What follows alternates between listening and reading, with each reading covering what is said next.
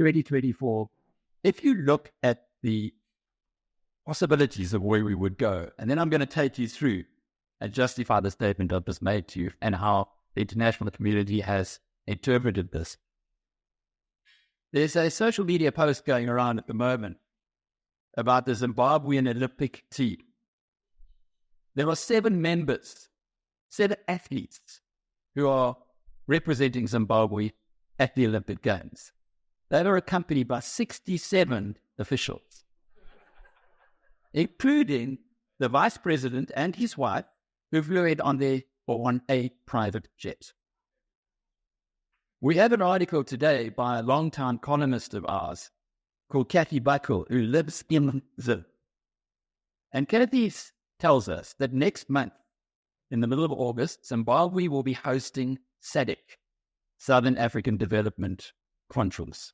South Africa and Zambia and Namibia. And this is a summit that happens once a year. But it's such a big deal in Zimbabwe, where half the people, by the way, are hungry. Were not for international aid, they would go hungry. They would starve. Zimbabwe has built a $200 million 8-lane highway from Harare to a place called Mount Hampton, where it's just built a brand new parliament. I say this to you because that is one possibility. Forget everything else that's going on in Zim. There's 78 youngsters who've been put into jail and they're out for 90 days and no one knows they're alive or dead. Forget anything else. Just think of those very obvious issues. On Sunday, there is an election in Venezuela. By all accounts, Nicolas Maduro is going to get a hiding. Not surprisingly, because Venezuela's GDP, in other words, its economy, has shrunk by 75% in the last 10 years. Imagine that. Your economy is down by 3/4. 1 in 4 people in Venezuela have left the country. They've left the country to find a better life somewhere else, anywhere else. They're refugees. Certain of our politicians in this country believe that Venezuela and Zimbabwe are the paragons of virtue. They had the systems that they would love. So we came to the election in 2024, which you look back and you say, well, it's okay, we're in DA country, 83% of us or 85% voted for the DA. We're in the Western Cape, things are going well here, all is good. But we're part of a country that really came very close to the brink. It was here you had the constitutionalists and the non-constitutionalists. So those guys that want to take a Zimbabwe, Venezuela direction, those are the non-constitutionalists. They want to tear up the constitution because 1994, according to them, was a stout. This is a real issue. I'm making this up. And the international community knew it as well. International community looked at South Africa as an investment destination and said, as you might have heard Rob Herself saying continuously, and is well connected here and internationally, South Africa is uninvestable. So the international community was not interested because of the risk of what could have happened, of the risk of South Africa going the route of Venezuela or even closer to home, Zimbabwe. Those are really real issues. So off we go to the polls, forgetting one other very important thing.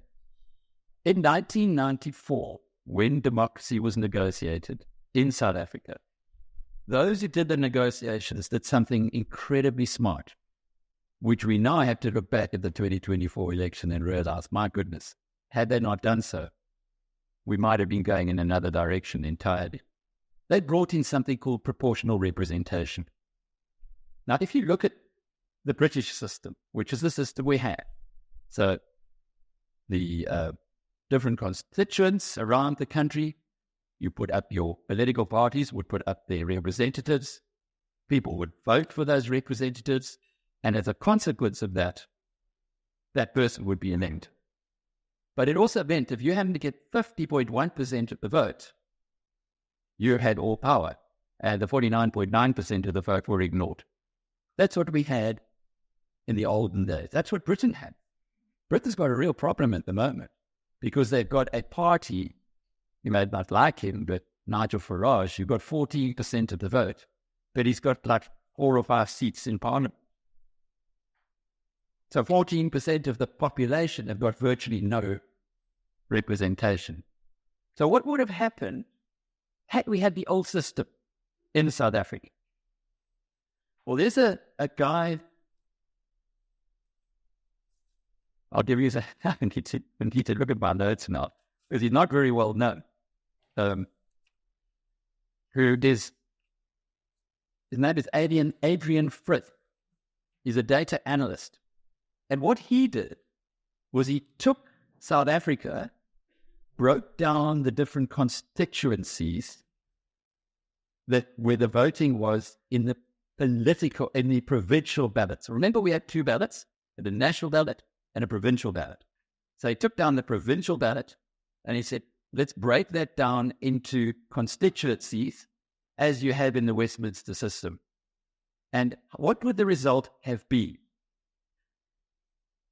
Although the ANC only got 39.3% of the vote on the provincial ballot nationally, so not adding up all the provinces, in a 200-seat parliament, because there were 200 members of parliament from that provincial vote, they would have ended up with 117 seats. The DA with 48, MK with 30, the IFP with 5, and nobody else would have had another seat. That's the way it would have worked out. So had we had the Westminster system, there'd be no Gayton in Parliament. Some people might have been happy with that. There would have been no EFF in Parliament. Many people would have been happy with that. But there would have been a massive majority for the ANC until Jesus came again. So we've got to stop, and we've got to ask, and we've got to thank those guys in going up to 1994 for making this country one of the models. We're not perfect. There's still all kinds of arguments about the electoral system. But at least we have a system where those malcontents who put on their red berets and vote for the EFF, even though that everywhere in the country they're in the minority, they at least have representation, and significant representation in Parliament. Because as we all remember in the run-up to 1994, it was like a pressure cooker when people didn't have an opportunity to express themselves. So proportional representation left us, instead of having the ANC with nearly 60% of the seats in Parliament, as they would have under Westminster, with only 40%. So I've got to take you through these numbers, because this is where I believe there's some kind of divine intervention that happened here. Now, here we go. We have 400 seats in South Africa's Parliament. The ANC went from 230 to 159. The DA from 84 to 87. MK, Jacob Zuma, wants to tear up the Constitution. I remember once reporting on a speech that he made where he said, if you could just make me the autocrat of South Africa for 1 week, I'll fix this place. So he wants to be Julius Caesar. Well, Julius Caesar got 58 seats out of 400. The EFF went from 44 down to 39, and then we had IFP at 17, PA, new entrant 9, Freedom Front Plus down from 10 to 6, and Action South Africa 6, and then a bunch of other little parties. So now I want to just take you through a little bit of the arithmetic. Our most popular columnist, R.W. Johnson, said before the election, the most obvious deal as a political scientist is the ANC and the EFF. Why? Because the ANC and the EFF will get you just over, well, around 200. In fact, it will get you to 198. And then you could add in, say, the PA with 9 seats, and then you got your 50%, and you can get all the laws passed. Why is that so? Because as the ruling party, or the biggest party, you want to make a deal with the party that you have to give away the least to, with the smaller number. That was the theory. He for a long time said that he felt that the ANC would do a deal with the EFF after the election. And then came Jacob Zuma, who just threw everything. He upset the apple cart. And I think he may have been sent here to rescue the country. Because if Zuma had not intervened, we would have had a very, very different outcome. So there's an interesting point for you. And Zuma interviewed with the support of the Kremlin.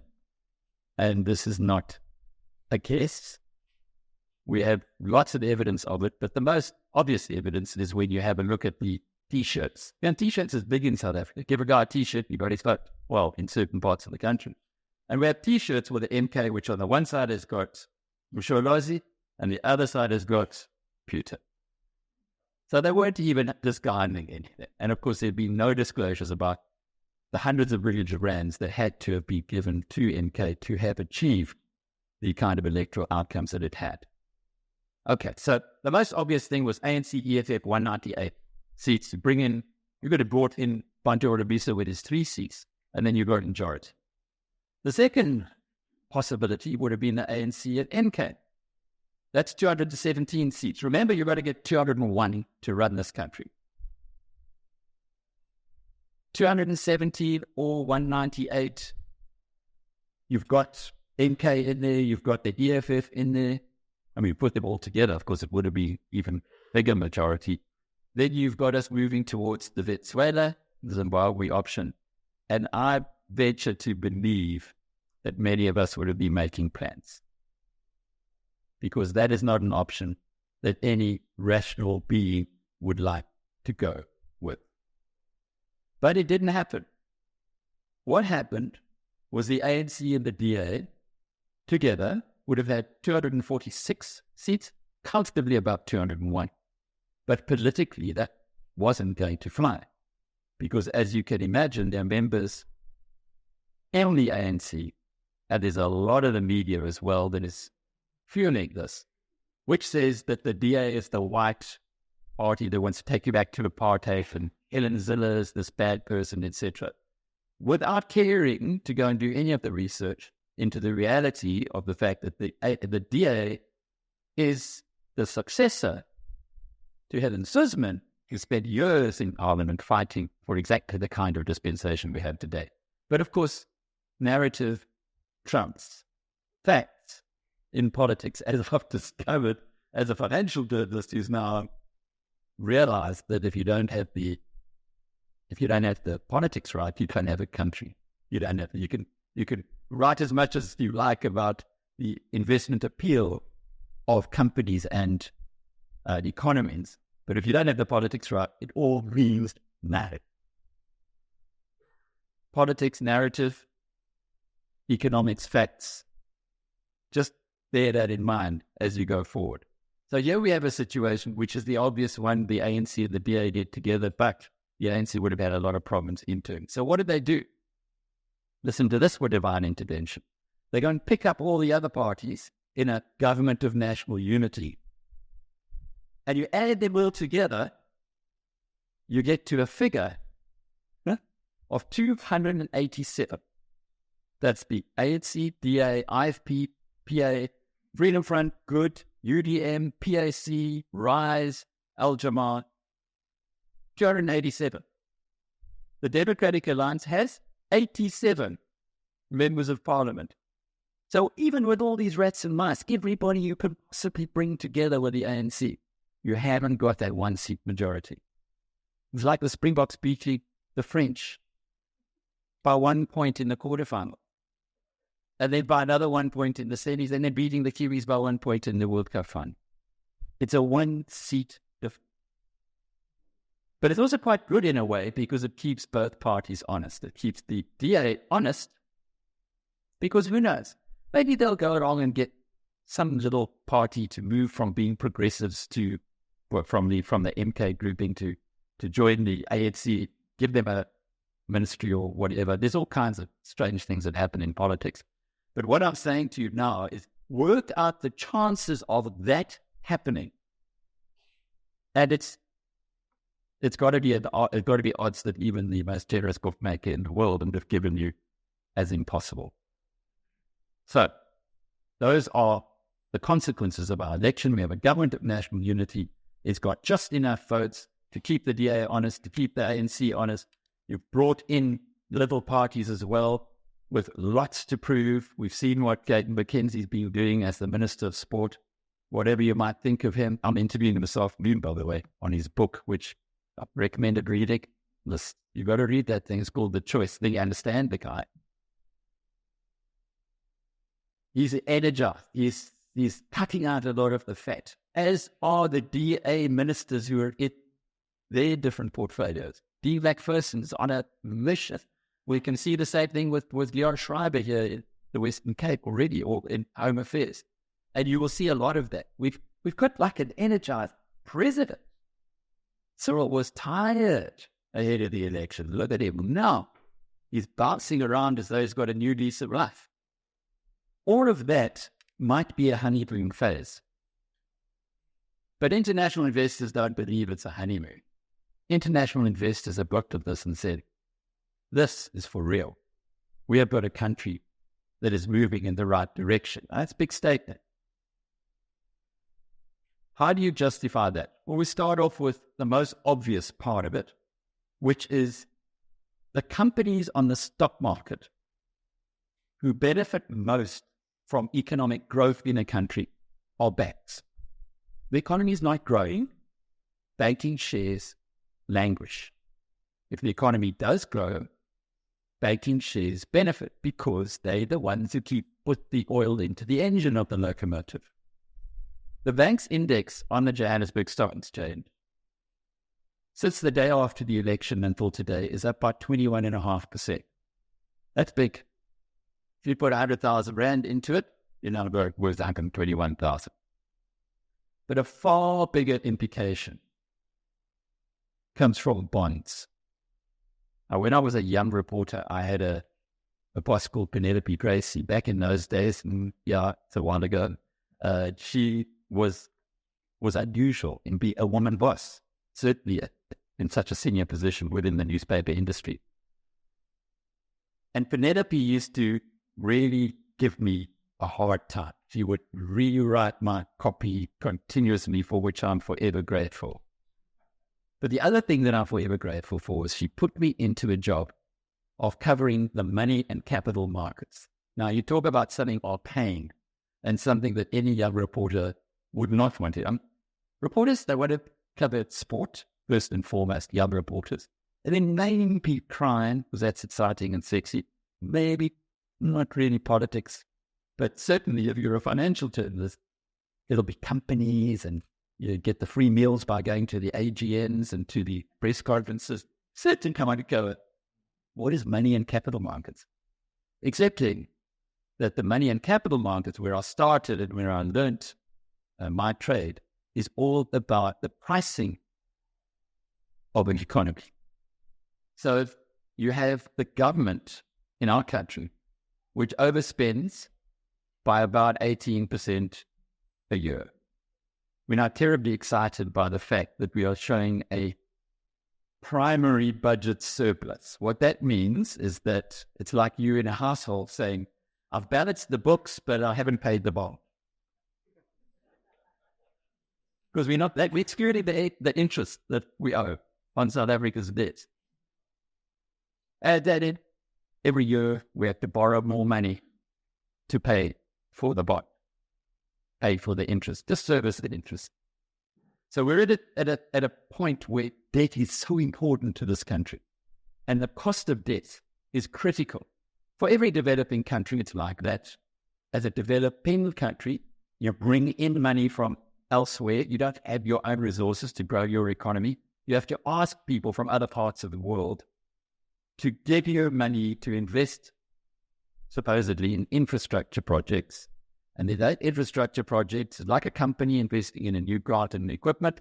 It makes money, you then repay, and you go forward. So you build bridges and roads and everything that comes to creating infrastructure, which then makes your country more appealing, which you can generate income from.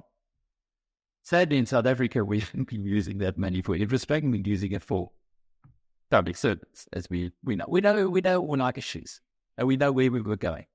And I'll finish off on a little bit of upbeat stuff on that too. But that money you borrow as a developing country costs you a price. It costs you an interest rate. Think of it as a person who's been bankrupt 3 times, and you go to the bank and you ask them to borrow money or to lend you money to start another business. They'll give it to you, but they're going to give it to you at a very high interest rate because you're a poor credit risk. Countries are exactly the same. Argentina has defaulted on its debt half a dozen times. So if the Argentinians were the best one in the world and the best narrative in the world, go to the global markets and ask, borrow money, those who could get their cash are going to ask for a very high interest rate. It's the same with South Africa's pricing of its debt. It's critical because it tells you what the international community thinks. A 20-year loan to the South African state on the 5th of June, this was when we had the election, we had the results, there was all kinds of concerns that we were going to have the non-constitutionalists going together with the ANC. We were paying 13.39% on our debt, for new debt that we loaned. 30.39. Today we paid 11.5. 188 basis points improvement. So what is that telling you? That's saying that the international community is looking at South Africa and saying, your risk has now been upgraded by nearly 2 percentage points. Nearly 20% improvement. That's big.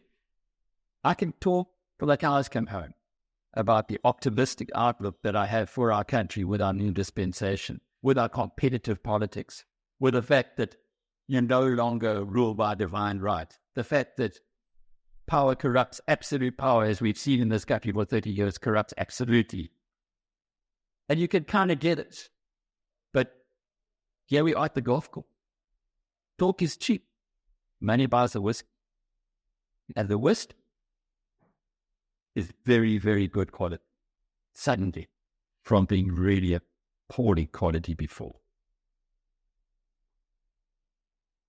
Magnus Haystack is an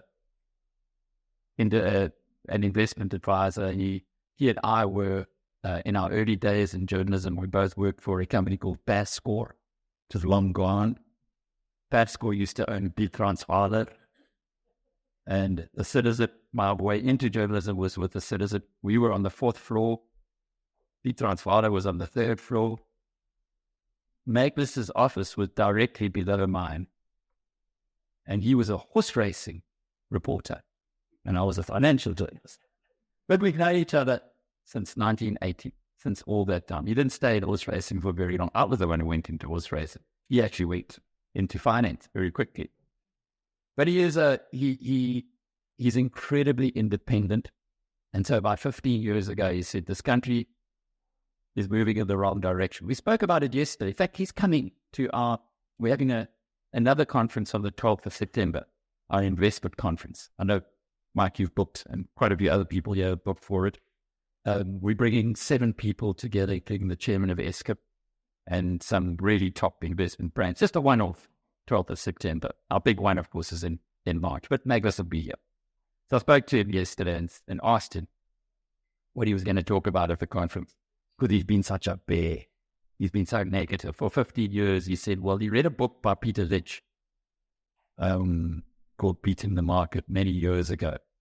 And Peter Lynch said, there's only one thing you really, really need to focus on. Is this asset you're buying going down, or is it going up? And Magnus says, 15 years ago, I looked at South Africa and I said, we're going down. He said, no, I think we're not going down anymore. I'm not going to say we're going to rebound, but certainly the trajectory is the opposite direction. So there you have it from the super bear who's now starting to buy property again. He said he's just bought another property here in the Western Cape. Okay. So has everybody else been buying property in the Western Cape. Doesn't matter where in the world you're from. Western Cape, good place to buy. And we know the consequences of that. But when you've got the super bear who makes that call and says, okay, things have changed, that tends to support the view that I've been articulating this morning to you, that something big happened on the 29th of May, 2024. It was a very close run thing. there was a lot of blundering that happened by those who could have had a political role. But that's for them to sort themselves out, right? Where we are, we have a government of national unity, which may or may not hold. The early signs are excellent.